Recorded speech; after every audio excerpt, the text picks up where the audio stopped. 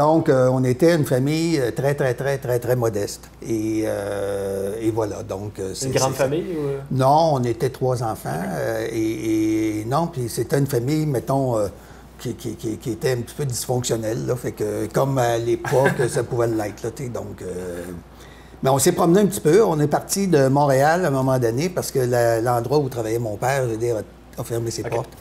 Et on est allé à Saint-Georges-de-Beauce par la suite pendant quelques années, oui. après ça à Québec. OK. Et subséquemment, j'ai commencé ma carrière comme banquier à Québec, mais pas longtemps par la suite transféré à Ottawa, Sainte-Agathe. Donc, je me suis promené un petit peu dans le Québec au complet, un petit peu en Ontario aussi. OK.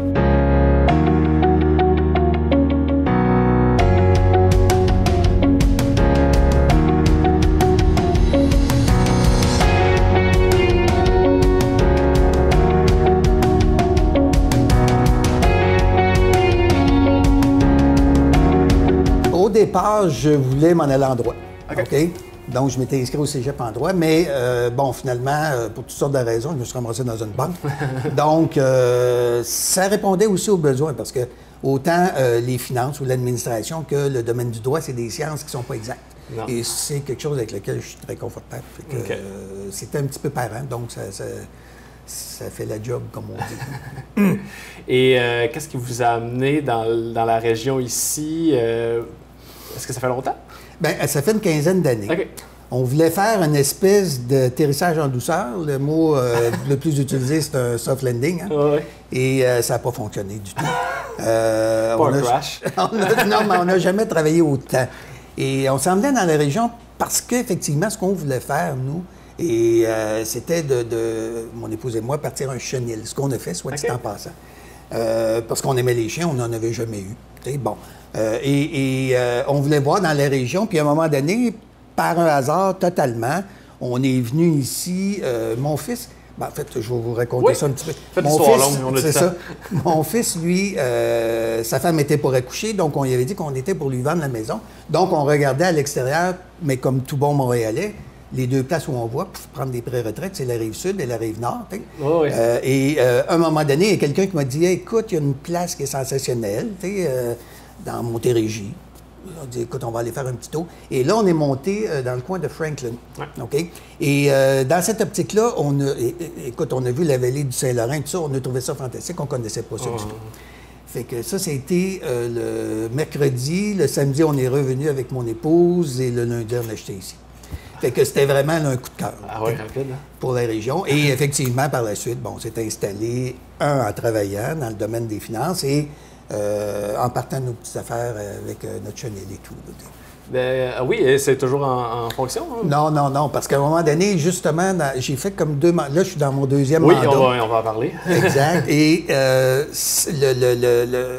premier mandat, à un moment donné, je me suis rendu compte que c'était impossible de pouvoir avoir un travail à temps plein, d'avoir la job de mère à temps plein et aussi d'avoir le business des chiens. Donc, c'était parce que, les chiens, c'est 7 jours par semaine, 20 il n'y a pas de congé, il n'y a rien. Là. Donc, mais c'était une expérience sensationnelle. Quelle sorte de chien c'était? C'était des bouviers bernois. Wow. Et on était avec le club canadien, tout ça. Soit dit en passant, on n'a pas fait d'argent avec ça. Mais on a eu des expériences, comme je vous disais, sensationnelles. Quand tu avais une mauvaise journée et tu rentrais au chenil, à quelque heure que ce soit, le jour ou le soir, là, les chiens, eux, c'est comme, c'est leur grand chum qui arrive. Ben oui, évidemment. Fait que ça compensait pour bien des fois des petites périodes moins agréables. Oui. On parlait tout à l'heure, avant de commencer, que la politique, ça vous a toujours intéressé. Et parlez-moi un peu du premier moment où ça vous a frappé, l'intérêt de la politique. Bien, écoutez, je me souviendrai toujours de ça. J'étais au cégep, d'ailleurs, et à Québec. Et il y avait une réunion, je ne vous dirai pas de quel parti, mais en tout cas, c'était au Petit Colisée.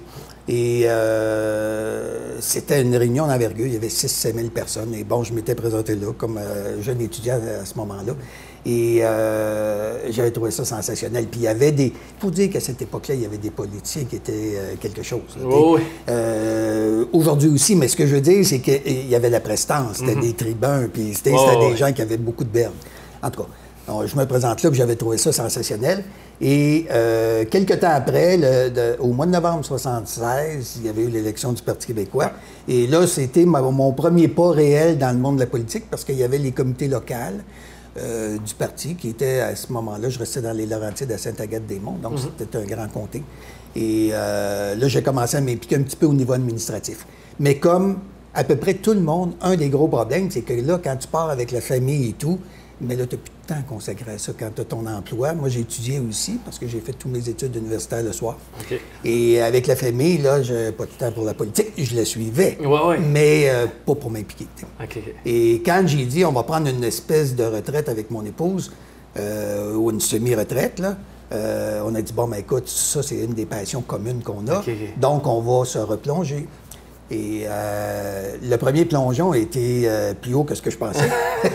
Fait que, parce qu'effectivement, on avait pensé que c'était un travail à temps partiel, c'était un peu comme un hobby ou un passe-temps, mais c'est pas le cas. Étant donné que c'est une petite ville, on a l'impression que...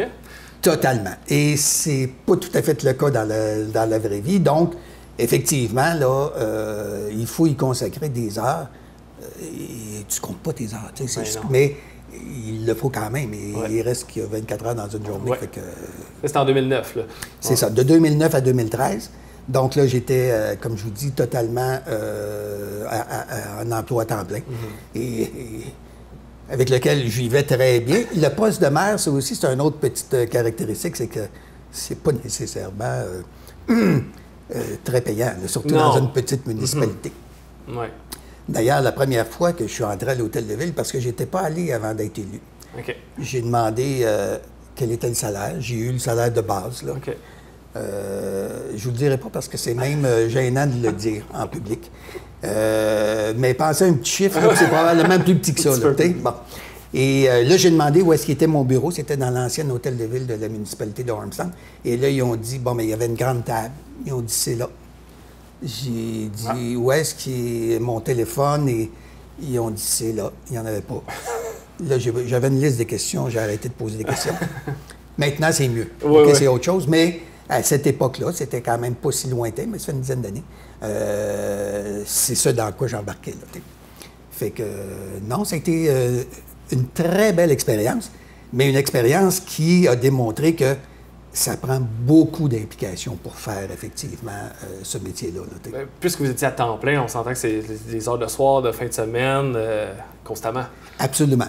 Et je dois vous avouer à cet égard-là que je ne suis pas un très bon politicien en le sens où les activités externes, c'est pas quelque chose avec lequel je suis particulièrement friand. OK? Donc, ce que j'aime bien, moi, en politique, c'est de réaliser des choses. OK? Mais, fait qu'imaginez-vous si en plus, il avait fallu que je sois un politicien, parce qu'il y en a qui sont sensationnels, là, qui sont à tous les événements. Écoutez, c'est impossible. C'est carrément impossible, surtout quand tu as un emploi à temps plein. Qui demandait lui aussi à être dans des événements. Donc, ça faisait un petit peu trop. Votre conjointe vous accompagnait là-dedans? Vous avez dit que c'était une passion commune? Bien, en fait, elle aussi, elle s'occupait de politique, mais à un autre niveau. OK? Dans son cas, elle, c'est plus au niveau provincial. Et c'est sûr qu'elle me suivait, mettons, je dirais un petit peu de loin, parce qu'elle a assisté à quelques conseils.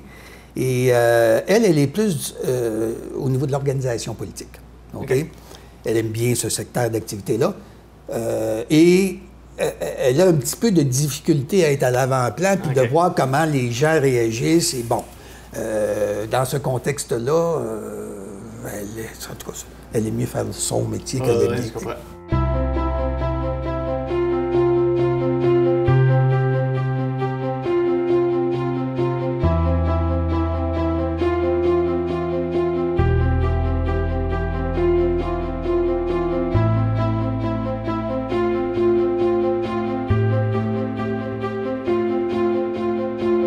Un des éléments sur lesquels moi je suis particulièrement à l'aise, c'est le développement. Donc, puis les gens qui me connaissaient au niveau de l'institution financière, effectivement, me connaissaient sous cet angle-là. Fait que j'ai dit, écoute, tant qu'à m'en aller en politique, je vais y aller avec ce que je veux faire et non pas... bon.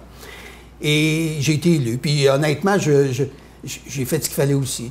Ça a été une petite expérience. d'avoir sa figure sur un poteau. Ici, il n'y en avait pas eu jamais, ou à peu près, au niveau des élections municipales. Ah non? Fait que moi, dans le contexte, j'ai dit, écoute, moi, je suis un peu plus inconnu. Fait que moi, je vais m'en faire des pancartes que j'ai posées moi-même, soit dit en passant. C'est une course à combien? On était 2. OK. Et donc, ça a un avantage, c'est que quand tu es élu à plus de 50 Oui, c'est vrai. Puis, je dois avouer que je pense que c'était 55-45. C'est à la fois intéressant, mais ça veut dire aussi en même temps que tu représentes tout le monde une fois que tu es élu. Donc, il y a à peu près la moitié des gens qui ont voté pour toi, la moitié qui n'ont pas voté pour toi. Donc, mais les gens, tu sais, ils votent pour toutes sortes de raisons, là, parce que, bon, ils connaissaient la personne, ils ne me connaissaient pas, il y a toutes sortes de choses qui rentrent en considération. Et c'est correct, parce que c'est ça, la politique. Dans la démocratie, à moins que tu sois dans un pays peut-être plus dans l'Est, ben, tu sais, des 90, 95 et 100 ça n'existe pas. Puis, bon. Fait que du moment que tu as la majorité, c'est déjà un bon départ. Là, puis les gens, autre chose aussi qu'il faut prendre en considération, c'est que quand tu es élu maire, surtout dans les petites municipalités, tu es élu pour toi, puis ce que tu as proposé, et non pas pour un parti. Là, donc, c'est vraiment, je dirais, quelque chose de stimulant. Parce que là, tu peux arriver, tu peux mettre tes idées en place avec toutes les limites qu'on a, parce que finalement, c'est une grande organisation. Tu peux pas tout faire de toutes les façons. Mais tu as quand même au moins, je dirais, l'appui moral à cet égard-là. De la part de tes citoyens. Est-ce qu'avant vous, il y avait une longue tradition de la même personne ou d'un... Est-ce que vous avez battu quelqu'un qui était déjà là avant, votre prédécesseur, en fait? Oui. OK. En fait, j'ai battu quelqu'un qui avait déjà été maire et qui... le prédécesseur, non. Le prédécesseur, lui, était décédé. C'était John McCaig. OK? Il était décédé en cours de mandat et il avait été remplacé par M. Lavigueur, qui était un conseiller de longue date et ami de M. McCaig. Et moi, je m'étais dit une chose, par contre. C'est que si M. Lavigueur se présentait aux élections, je ne me présentais pas. Et M. Lavigueur avait décidé de ne pas se présenter à ce moment-là. Donc, moi, j'ai dit je plonge contre un ancien maire. Et bon, finalement, ça a donné des résultats positifs.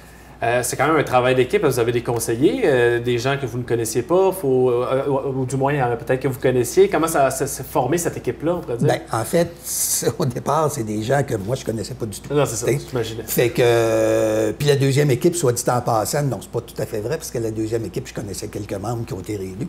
Mais la première équipe, je ne connaissais pas du tout les gens. Mais ça a toujours été mon rôle que de faire de la gestion. Donc, je fais ça depuis que j'ai 20 ans, et ça fait longtemps dans mon cas. Donc, dans cette optique-là, c'est sûr que la première affaire qu'on fait, c'est qu'on essaye de... D'ailleurs, le premier élément qu'on a fait, c'est de faire une planification pour le mandat de 4 ans. OK? Planification à laquelle, effectivement, tous les conseillers ont adhéré après discussion et tout ça, parce que, bon, le premier jet n'a pas nécessairement été ce qu'on a adopté, mais une fois qu'on a adopté ça, c'est qu'on a le plan de match pour les 4 prochaines années. Donc, les gens, on travaille en équipe pour réaliser ça. C'est impossible, d'ailleurs, de le réaliser tout seul. Puis, quand on parle d'équipe, on parle des conseillers, mais on parle aussi de toute la fonction publique qui est en arrière. Là, parce que c'est eux qui ont réalisé les visions du conseil et tout ça. Et quelquefois, c'est pas évident, parce que, encore une fois, on a des ressources qui sont quand même relativement limitées. Et des fois, les visions du conseil sont très grandes pour les ressources qu'on a. Mais c'est ça, tu sais, puis ça, c'est le minimum qu'on doit faire, parce que la personne qui veut s'en aller à la mairie, et on l'a vu subséquemment à mon mandat, il y a quelqu'un qui était un conseiller lorsque j'étais maire, qui a voulu effectivement devenir maire, qui est devenu maire par les élections, mais qui a resté en place 1 mois et demi, parce que lui, dans sa tête, il disait, bon, ben écoute, les gens vont penser, en tout cas, vont faire ce que je veux. Non, c'est pas comme ça que ça fonctionne. Je veux dire, il faut que tu vendes tes idées. Il faut que les gens achètent tes idées. Et les premiers à les acheter, c'est tes conseillers et ta fonction publique, tes fonctionnaires. Si jamais eux ne les achètent pas, ben t'es mal parti, t'es mal barré pour le reste de ton mandat. Là. Donc, c'est important que, effectivement, ce soit le premier objectif que tu as en tête quand tu arrives. Mais ça, c'est vrai dans n'importe quelle équipe et dans n'importe quelle organisation. Mais je dirais particulièrement dans une organisation comme une municipalité. Et 4 ans, ça passe vite, j'imagine. C'est très vite, particulièrement dans le domaine, je dirais dans le domaine public en général, mais municipal en particulier, parce que c'est très long à faire avancer les dossiers. Je vais vous donner un exemple. Un dossier qu'on avait débuté en 2009, on vient de le terminer, là. C'est le dossier de la route 201, 10 ans plus tard. Et ça a été annoncé, je me souviens, en tout cas tout au moins dans mon cas, à quelques reprises au niveau politique, là. Et bon, pourquoi? Parce que, bon, finalement, on relève, nous, les municipalités, ce ne sont pas des entités autonomes. Ils relèvent du ministère des Affaires municipales et de l'Habitation. Et il y a aussi de l'interaction de façon importante de la part de d'autres ministères, comme l'Environnement, comme le ministère des Transports, comme dans notre cas ici particulièrement, parce qu'on est on est en agriculture, le ministère de l'Agriculture. Okay. Donc, dans ce contexte-là, pour faire avancer des dossiers, là, c'est excessivement long. Et les règlements aussi sont faits pour faire en sorte que ça s'applique en général à des grandes municipalités. Et c'est difficile des fois de faire entrer les besoins d'une petite municipalité à l'intérieur des règles existantes. Donc là, ce qu'on se doit, c'est de trouver un chemin qui va plaire aux fonctionnaires, mettons, provinciaux, et, ou au programme qui a été développé, ou etc., etc. Et à cet égard-là, il faut dire là, que ça, c'est une des plus grandes frustrations que peut avoir un gestionnaire ou un politicien. Parce que je regarde dans le domaine privé, on décidait de quelque chose, oui, on avait à le vendre, oui, on avait à le passer au conseil d'administration. Mais une fois que c'était fait, là, tu avais le chemin clair devant toi pour le réaliser. Ici, en politique, c'est pas pareil. C'est pas pareil du tout. Fait que ça, c'est un élément qui est un petit peu plus complexe. Là, on poursuit la ligne du temps. On arrive aux élections de 2013, à la fin de mandat, moi, en 2013. Vous décidez de ne pas vous représenter, étant donné la surcharge des 4 dernières années qui vous ont essoufflé, j'imagine? C'est un bon mot, essoufflé, parce qu'en même temps aussi, j'ai été diagnostiqué avec une maladie pulmonaire, fait que le terme est excellent, même si vous ne le saviez pas, c'était excellent. Et bon, là, je me disais, écoute, j'ai plus les ressources pour pouvoir faire 90 heures par semaine l'été. Donc, puis aussi, qu'on le veuille ou non, ben, tu sais, moi, j'ai une famille. On a 5 enfants, 10 petits-enfants. Fait que, tu sais, on se dit, bon, ben, écoute, il faut que j'ai un petit peu de temps à consacrer à ma famille aussi, là, tu sais. Donc, c'est pour ça que là, je me suis pas présenté. Et je voulais pas me représenter tant et aussi longtemps que je serais en travail régulier. Puis, comme je mentionnais, ben écoutez, vous pouvez pas changer le travail régulier avec une rémunération plus qu'adéquate avec une rémunération de maire. Ben non. Fait que peut-être que j'aurais aimé ça continuer, mais avec la rémunération, c'est impossible.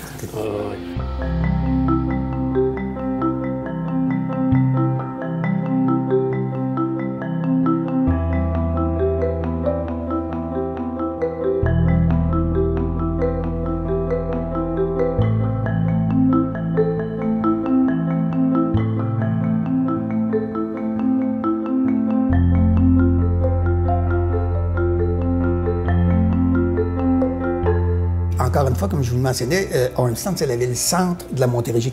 Entre Châteauguay et Valleyfield, tu as un centre qui est le nôtre. Tu sais, on est une petite municipalité, mais on a un hôpital, puis un hôpital qui est réputé aussi. Là, donc, à cet égard-là, effectivement, il y avait un paquet d'idées qui me trottaient pour dire, écoute, voilà les prochaines étapes. Et bon, tu sais, je veux dire, c'est sûr qu'à partir du moment où tu as la piqûre, ben, c'est difficile de changer de bord, là, malheureusement. Et j'en ai parlé un peu à mon épouse. Et, ben écoute, à un moment donné, c'est sûr que de la passion, ça s'étouffe durement, difficilement. Fait que, on a plongé pour le deuxième mandat. Et donc, le deuxième mandat, bon, vous étiez plus en mesure de savoir ce qui vous attendait. Est-ce que vous avez repris où vous aviez laissé? Comment ça fonctionne quand on reprend les rênes là, avec un écart de 4 ans? Bien, en fait, il y a eu un élément majeur qui a été fait durant cette période-là, qui avait été un élément sur lequel j'avais travaillé beaucoup, mais qui n'avait pas donné de résultat, c'était l'hôtel de ville. Comme je l'ai mentionné, quand on est arrivé, ça faisait un petit peu archaïque, un peu comme environnement de mairie. Et là, le conseil précédent avait effectivement réussi à obtenir une nouvelle hôtel de ville. À part ça, il n'y avait pas eu de développement majeur, je vous dirais. Sauf que ça restait toujours en tout cas, mon créneau ou mon credo, si on veut, là, en disant, bon, ben moi, là, ce qui compte, c'est le développement. Donc, j'ai repris où est-ce que j'étais, effectivement, en ce sens où, bon, le développement résidentiel, bien sûr, le développement commercial en second lieu. On avait déterminé aussi qu'il y avait... qu'est-ce qu'on faisait au niveau industriel, OK? On n'est pas, nous, une municipalité qui veut avoir une grande industrie. On en a déjà une, si on veut, c'est pas une industrie comme telle, mais je dirais que c'est un secteur d'activité important, qui est l'agriculture, qui représente à peu près 85 à 90 de la surface de notre municipalité. Fait qu'on va se concentrer là-dessus. S'il y a lieu, effectivement, on pourrait faire de la transformation alimentaire ou des choses comme ça, mais on ne veut pas avoir de la grande industrie lourde qui pourrait nous amener des choses qu'on veut peut-être pas, et qui pourrait affecter l'environnement. C'est quelque chose qu'on ne voulait pas avoir. Et en même temps, on avait notre voisin de Huntington qui, lui, voulait ça parce qu'il y avait ces structures-là, les infrastructures aussi requises pour ça, en termes d'eau, exemple, et d'égouts et tout ça, parce que dans le passé, ça avait été une ville beaucoup plus industrielle. Fait qu'on travaille en collaboration. Tu sais, dans des petits milieux comme les nôtres, là, on est en collaboration constante. Encore une fois, on parlait d'équipe. Mais cette équipe-là est aussi élargie à d'autres municipalités que... On a une équipe qui est l'équipe de la MRC, puis après ça, on a une équipe qui est de la région. Puis bon, ça s'ouvre comme ça parce que tout seul, on ne peut pas faire grand-chose. J'imagine que vous avez siégé donc sur différents comités. C'est au-delà de la municipalité, votre implication. Là. Au niveau de la MRC, bien sûr. Entre autres. Parce qu'on représente à peu près 18 de la population. Donc, on est la municipalité la plus nombreuse, sans nombre d'un doute. Et ensuite de ça, bon... ça va avec le paiement aussi, donc on paye aussi le plus. Et dans cette optique-là, on se doit aussi de s'assurer que la volonté de nos citoyens puis que les objectifs de nos citoyens sont bien... Parce que la MRC est au service de ces municipalités, donc il faut s'assurer que les deux correspondent bien. Et à cet égard-là, vous voyez, quand on est arrivé, il y avait une petite problématique. La MRC avait cumulé dans les 4 années précédentes un déficit. Ça fait que là, ça, c'est quelque chose avec lequel, bon, c'est peut-être mon côté banquier, là, mais avec lequel moi, je suis très inconfortable. Fait que, bon, ça, c'est réglé, là, en le sens où maintenant, on ne fait plus de déficit, là, il faut, au niveau de la MRC, soit dit en passant, pas au niveau de la municipalité. Et, mais là, il faut corriger le passé. Fait qu'on est en train de le faire. Mais oui, en même temps, un des comités qui est excessivement important pour nous, c'est le transport collectif. OK? Et on est d'ailleurs la seule, pas tout à fait vrai, parce qu'il y a Très-Saint-Sacrement et Hawick aussi, mais qui sont sur le chemin qui s'en vont vers Montréal. On est la seule municipalité de la MRC qui fait le service de transport vers Montréal. Il est à améliorer, il y a des choses qu'on est en train de corriger, il y a des analyses qui sont faites avec la MRC aussi, Beauharnois-Salaberry, pour voir comment on peut avoir un transport qui s'adapte. Parce que là, on fait affaire avec EXO, OK, à Montréal. Mais théoriquement, on n'est pas sur le territoire de EXO. OK? Mais on a un avantage commun à travailler ensemble. Fait que c'est ce qu'on fait. Et, mais tu sais, exemple, on a un stationnement incitatif. On est les premiers à avoir ça, là, un stationnement incitatif. Et c'est important. C'est important parce qu'éventuellement, on pense qu'on va grossir. Pas de façon exponentielle. C'est pas notre objectif. On aimerait bien que d'ici, mettons, 5 à 10 ans, on soit aux environs de 5 000 de population. On est à 3 650. Mais on veut adopter des nouveaux moyens qui vont nous permettre de pouvoir répondre aux besoins, mettons, du futur en termes d'environnement, en termes aussi de service à nos citoyens, en termes de tous ces éléments-là. Fait que ça, c'en est un comité sur lequel on siège qui est très important, le comité du CLD et tout ça. Là, donc, ça, c'est le côté finance là, qui reste. Il y en a d'autres dans lesquels je ne suis pas impliqué, mais qu'il y a des gens qui sont beaucoup plus spécialistes que moi. Le schéma d'aménagement, à titre d'exemple, ou celui des cours d'eau. Donc, il y a des gens là, qui ont passé leur vie peut-être à travailler là-dedans, qui sont beaucoup mieux que moi pour pouvoir donner un input. Vous, c'est quoi votre lien avec vos citoyens? J'imagine que vous vous promenez dans la rue puis on vous parle, aller chercher une pinte de lait, c'est 2 fois plus long que n'importe qui. En fait, je fais plus l'épicerie.